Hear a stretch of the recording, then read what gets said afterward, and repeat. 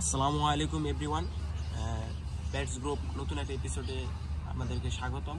আজকে আমরা জানবো খরগোশ কতদিন বয়সে বাচ্চা দেয় আর খরগোশ কতদিন পর পর বাচ্চা দেয়।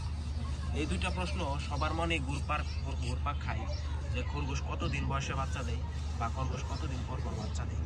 এই দুইটা প্রশ্নর উত্তর জানার আগে খরগোশ বিষয়ে আপনাদেরকে কিছু আইডিয়া নিতে হবে বা খরগোশ বিষয়ে আপনাদেরকে কিছু জানতে হবে।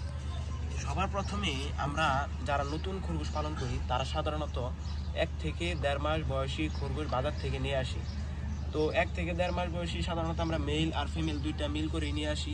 আনার পরে আমরা খাঁচার ভিতরে দুইটা একসাথে লালন পালন করি, যার কারণে দেখা যায় খরগোশ 4.5 মাস বয়সে প্রেগনেন্ট হয়ে যায় বা 4.5 মাস বয়সে বাচ্চা দেয়।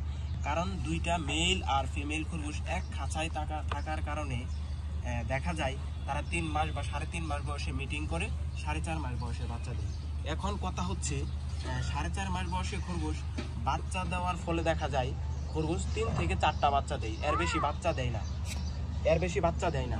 তো কম বাচ্চা দেয় আর খরগোশ 3 থেকে 4টা বাচ্চা দেয়। বাচ্চা দেওয়ার পর দেখা যায় খরগোশের বাচ্চাগুলা মার কাছ থেকে সঠিক পরিমাণে দুধ পায় না, বাচ্চাগুলো সুস্থ সবল হয় না। কারণ খরগোশ 6 মাস বয়সে যদি বাচ্চা দেয় তাহলে একটা খরগোশ পুনরায় প্রাপ্তবয়স্ক হয়, যার কারণে বাচ্চাগুলো খুবই সুস্থ এবং সবল থাকে আর বাচ্চাগুলো মায়ের কাছ থেকে পর্যাপ্ত পরিমাণে দুধ পায়, যার কারণে বাচ্চাগুলো খুব দ্রুত বাড়ে।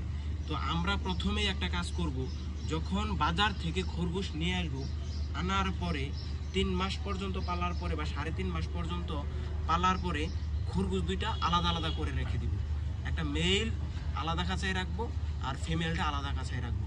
এই যে আপনারা দেখতে পাচ্ছেন আমার মেল খরগোশটা আমি আলাদা খাঁচায় রেখে দিছি আর মেল খরগোশটা আলাদা করে রেখে দিছি আর ফিমেল খরগোশটা আমি আলাদা রাখছি, কারণ যেন তারা যে কোনো সময় মিটিং না করতে পারে আর অনাকাঙ্ক্ষিত প্রেগনেন্ট যেন না হয়। তো আপনারাও বাজার থেকে যখন খরগোশ নিয়ে আসবেন তখন 3 মাস বা 3.5 মাস বয়স হলে মেল খরগোশটাকে আলাদা করে রেখে দিবেন আর ফিমেল খরগোশটাকে আলাদা করে রেখে দিবেন, যার ফলে দেখা যাবে যখন 5 মাস বা 5.5 মাস বয়স হবে তখন দেখা যাবে যে 5 মাস বা 5.5 মাস বয়সে আপনি মেল খরগোশটাকে ফিমেল খরগোশে খাঁচায় দিলেন 1 থেকে 1.5 ঘন্টা বা 2 ঘন্টার জন্য। 2 ঘন্টা তারা মিটিং করবে, মিটিং করার ফলে দেখা যাবে সে প্রেগনেন্সি কনসেপ্ট করবে, যার কারণে 6 মাস বয়সে খরগোশটা বাচ্চা দেবে এবং বাচ্চাগুলো খুবই সুস্থ সবল হবে। এই যে আমার মেল আর ফিমেল খরগোশটা আমি আলাদা আলাদা খাঁচায় রেখে দিই সবসময়, কারণ যেন অনাকাঙ্ক্ষিত গর্ভধারণ না হয়, অনাকাঙ্ক্ষিত বাচ্চা যেন না হয়। আমি 3 মাস বা 2.5 মাস পর পর মেল খরগোশটাকে ফিমেল খরগোশে খাঁচাই দিই, যেন তারা ওই সময় মিটিং করে আর 3 মাস বা 3.5 মাস পর পর যেন খরগোশটা বাচ্চা দেয় আর খরগোশের বাচ্চাগুলো যেন সুস্থ সবল হয়। এখন আমরা দ্বিতীয় প্রশ্নে আসবো। দ্বিতীয় প্রশ্নটা হচ্ছে খরগোশ কতদিন পর পর বাচ্চা দেয়। খরগোশ সাধারণত 1.5 মাস পর পর বাচ্চা দিতে সক্ষম। খরগোশ সাধারণত 1.5 মাস পর পর বাচ্চা দিতে সক্ষম। এখন দেখা যাচ্ছে আপনি 1.5 মাস পর পর যদি বাচ্চা নেন, 1.5 মাস পর বাচ্চা দিল 5 থেকে 6টা, আবার 1.5 মাস পর বাচ্চা দিল 5 থেকে 6টা। এর ফলে দেখা যাবে বাচ্চাগুলো সুস্থ সবল হবে না বা মা খরগোশটা যে আছে এটা অসুস্থ হয়ে মারা যাবে। কারণ কি, একটা সার্কেল তৈরি হয়ে যায়। 1.5 মাস পর পর বাচ্চা দিল, এতে খরগোশের স্বাস্থ্যহানি ঘটে বা খরগোশটা সুস্থ সবল থাকে না আর বাচ্চাগুলোও খুব দ্রুত পরিমাণে বাড়ে না। তো আপনাদেরকে আমি একটাই টিপস দিব, আপনারা বছরে 3 বার বাচ্চা নেবেন বা 4 বার বাচ্চা নেবেন। দেখা যাচ্ছে 2 মাস একটা খরগোশ বাচ্চা দিল, 2 মাস পর বা 2.5 মাস পর মেল খরগোশটাকে ফিমেল খরগোশে খাঁচায় দিলেন, তারা 2 থেকে 3 ঘন্টার জন্য দিলেন, দিয়ে আবার মেল খরগোশটা আলাদা খাঁচায় রেখে দিবেন। এতে দেখা যাবে যে তারা বেবি হবে 3 মাস পর, বছরে 3 বার বাচ্চা দিবে বা 4 বার বাচ্চা দিবে। এতে আপনার খরগোশগুলো খুবই ভালো থাকবে এবং বাচ্চাগুলোও সুস্থ সবল থাকবে। আশা করি আপনারা সকলেই বুঝতে পারছেন।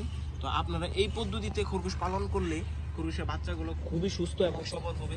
এই যে আমার মেল খরগোশটা আমি সবসময় আলাদা খাঁচায় রাখি, শুধু যখন দেখা যায় 2 মাস বা 2.5 মাস হয়ে গেছে বাচ্চা দিছে, তখন 2.5 মাস পর মেল খরগোশটাকে ফিমেল খরগোশের খাঁচায় 2 থেকে 3 ঘন্টার জন্য রেখে দিই। তারপর দেখা যায় 3 মাস বা 3.5 মাস পর ওই মেয়ে খরগোশটা বাচ্চা দেয়। তো আপনারা এই পদ্ধতিতে খরগোশ লালন পালন করলে আপনারা বাচ্চাগুলো সুস্থ এবং সবল পাবেন। বাচ্চাগুলা মায়ের কাছ থেকে পর্যাপ্ত পরিমাণে দুধ পাবে এবং বাচ্চাগুলো খুবই দ্রুত বাড়বে। এই যে আমার বাচ্চাগুলো দেখতেছেন খুবই সুস্থ এবং সবল, কারণ আমি মেল আর ফিমেল খরগোশটা আলাদা আলাদা খাঁচায় রেখে দিই। আমি 3 মাস বা 3.5 মাস পর পর একটা খরগোশ থেকে বাচ্চা নেই, যার জন্য বাচ্চাগুলো খুবই সুস্থ এবং সবল হয়। আশা করি আপনারা সকলেই বুঝতে পেরেছেন। খরগোশ সম্পর্কে নতুন নতুন ভিডিও পেতে আমাদের পেটস গ্রুপ চ্যানেলটি সাবস্ক্রাইব করুন। আসসালামু আলাইকুম।